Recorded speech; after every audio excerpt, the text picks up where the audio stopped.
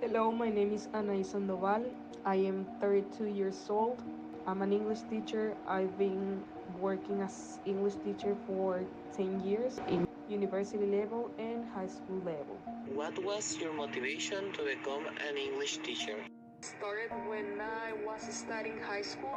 I was helping my counselor, my tutor, with other students with the language. So that was my kind of motivation to help others, even though I was a high school student too. Do you consider that the teaching profession is currently valued? Every teacher of any level is essential for our society, because at the end we are preparing professional people to join in professional workplaces, and that will be like a positive result for our society. How do you motivate your students to learn? It depends on the level. I try to teach any topic related to an English class, but in which situations they can use it nowadays, like some topics that they get interested. What qualities do you consider necessary to work as a teacher? I think the first quality that every teacher must have is patience. You can lose control of everything. You can lose control of the group. You can lose control of even yourself. Also to be respectful, to be loyal of your profession, to love your profession as well. What type of students have you encountered during your career? Nowadays, I can identify many students presenting a learning disability. In a university level, it's different because maybe these students are under control, maybe taking some medications so they can control better themselves. How have you felt during the time you have been a teacher? It has been a very good experience because I have met a lot of students since these 10 years through teaching. Students, other teachers, different principals, different teacher staff as well, coordinators, a lot of people in general. How do you help your students to participate in class? Not all of the students like to participate. I try to motivate them by giving extra points, pass those students to the front, to complete assignments, to complete sentences, to read out loud so they can speak and they can practice the language. What is your approach to students' assessment and feedback? I give feedback day by day to my students when they participate, when they answer the questions, when we do exams or tasks. Try to give a positive feedback. What is your preferred pedagogical approach and how do you implement it in your teaching? Any approach that is related to communication skills, because this is the purpose of the language, that they can communicate, they can structure sentences, they can understand other people. Could you give us some advice for when we work as teachers? That you need to be prepared for every situation. Nowadays, new generations of students are changing, so also you need to be very patient to help these students to be prepared academically, professionally. Soy la licenciada Cristina Isela Mariscal Vázquez, licenciada en Derecho con maestría en Ciencias de la Educación. Tengo 17 años como docente e investigador. ¿Cuál es el papel de la investigación en la enseñanza del inglés? Es muy importante porque es nuestra herramienta, la cual nos ayuda a identificar mejoras que favorecen a los estudiantes. ¿Qué habilidades necesita tener un docente para ser un investigador efectivo? Las competencias que se requieren para empezar debe de tener un buen conocimiento en la materia. Es muy importante poder identificar buenas fuentes de información para poder realizar un análisis correspondiente de la información relevante. ¿Qué beneficios cree que tienen para los estudiantes las aportaciones de los investigadores especializados en el campo? Bueno, los beneficios es que nos ayuda a mejorar el proceso de enseñanza y aprendizaje, ya que los tiempos van evolucionando y debemos estar actualizados. ¿Qué herramientas se pueden utilizar para compartir los resultados de sus investigaciones con estudiantes y docentes? Bueno, se puede realizar por medio de una ponencia respaldada por diferentes medios digitales. ¿Considera beneficioso el uso del Internet y recursos tecnológicos en el desempeño de su trabajo? Más que beneficioso es necesario, ya que en la actualidad el que no domina la tecnología se está quedando rezagado. ¿Cree que estar en una era tecnológica, donde tenemos fácil acceso a información, ayuda a facilitar sus funciones de trabajo? Definitivamente, eso facilita que uno encuentre la información deseada y en un menor tiempo posible. ¿Nos podría contar sobre una investigación en la que trabajó o esté trabajando? Bueno, la investigación es encontrar las mejores estrategias en la enseñanza en el idioma inglés. El objetivo, conocer nuevas formas de enseñar inglés. ¿Cuál es su metodología de investigación? ¿Y cuáles son o cuáles fueron los resultados de su investigación? Bueno, por medio de cuestionarios, entrevistas a los mismos estudiantes. Y pues bueno, el resultado fue que los estudiantes les da vergüenza hablar el idioma inglés. Se sienten inseguros, no tienen confianza. ¿Cuáles son sus recomendaciones para futuras investigaciones?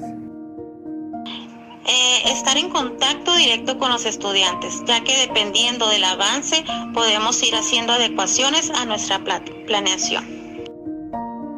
¿Cómo su investigación puede contribuir o contribuyó al campo de la educación? Identificando el problema, se trabaja en brindar confianza y seguridad al alumno y se pudo ver reflejado un notorio avance en el resultado del estudiante.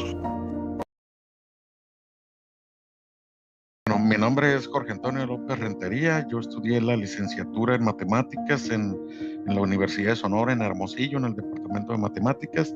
Ahí mismo también estudié la maestría en ciencias matemáticas.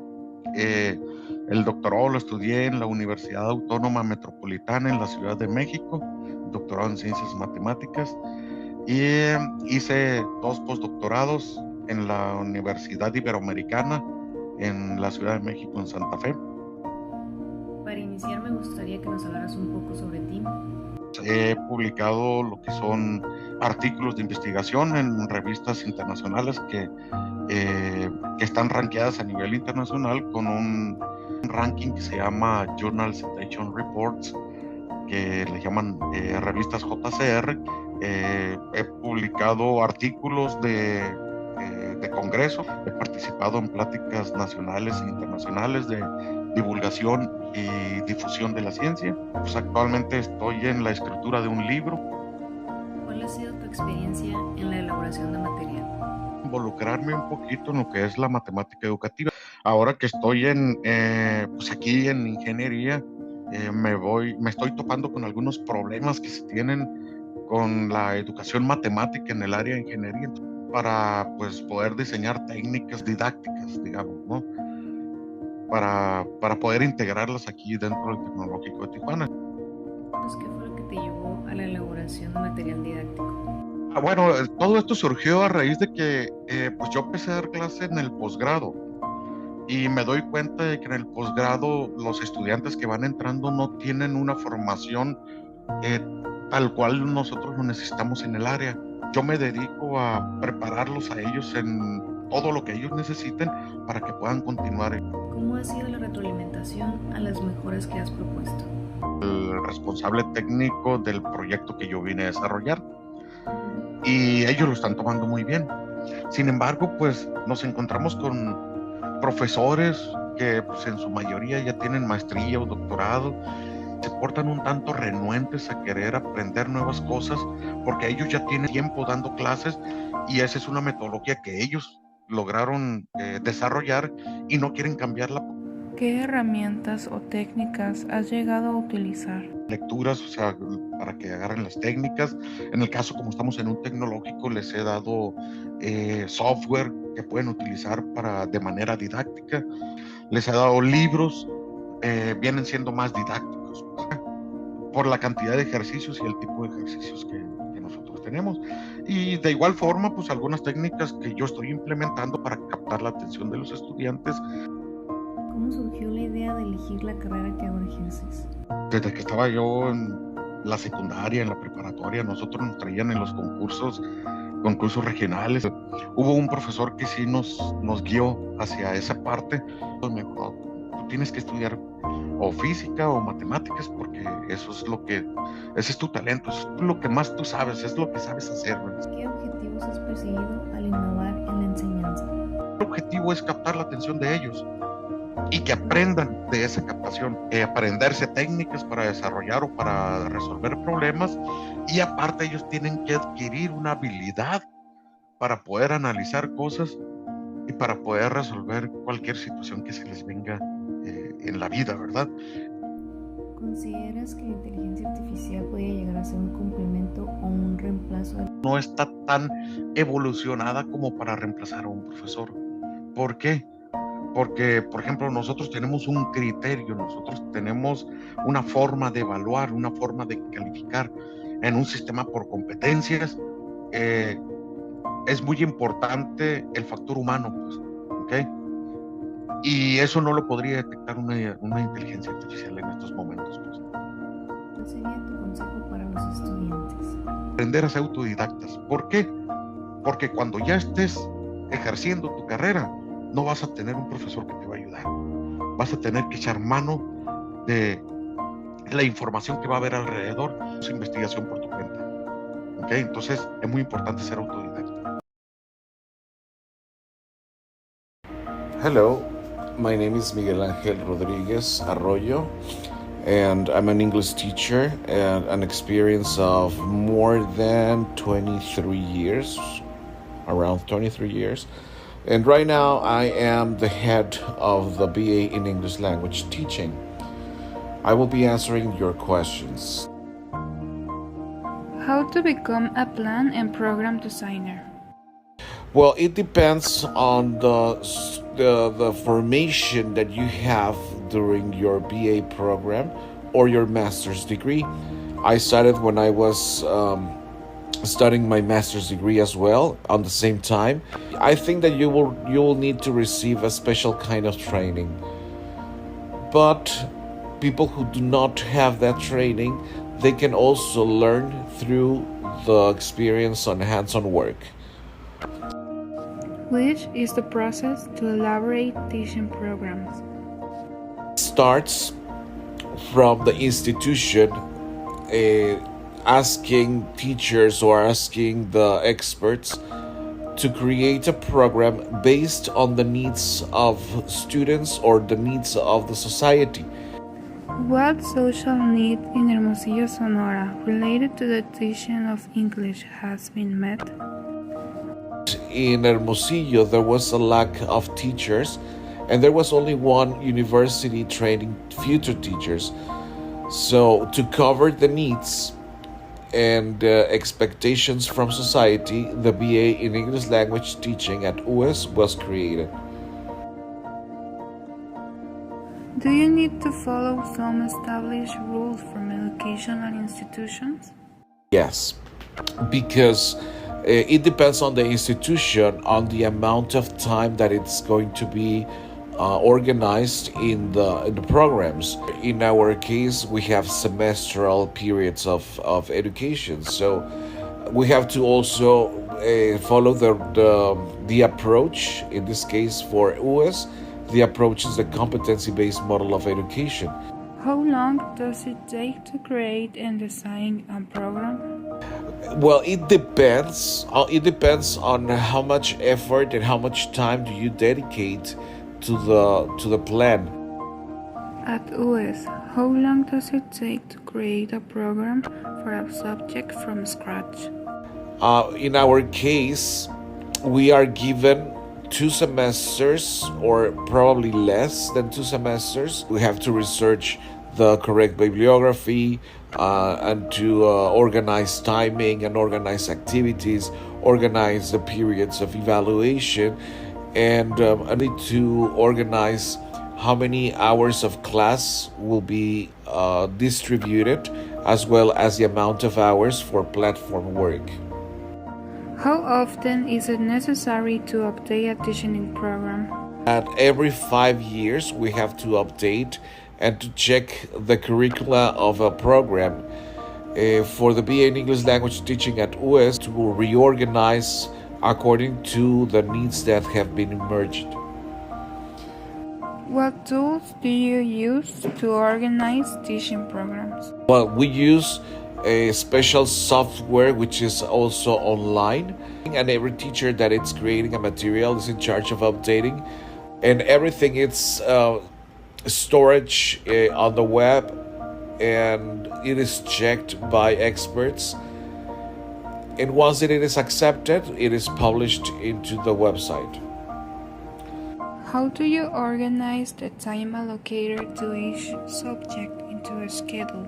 Depend on the type of subject that we are talking about. Remember that the BA is divided into different types of subjects that are for practice, subjects that are for professionalism, subjects that are dedicated only to theory, and it depends on which are the strongest subjects are the ones who will receive a little bit more hours of training, and obviously, well, they will have more hours into your schedule. How do you estimate the effectiveness of the plan or program design? Through a good research, previous research that has to be done in order to see how effective has been in other places, or what have been the results in other kind of investigations through the world. If we want to know what is the effectiveness of an approach or of a book or any kind of element that has to be included into a program, well, we have to do research and to look for the effectiveness. If it's not effective, obviously it is not going to be added into our new program.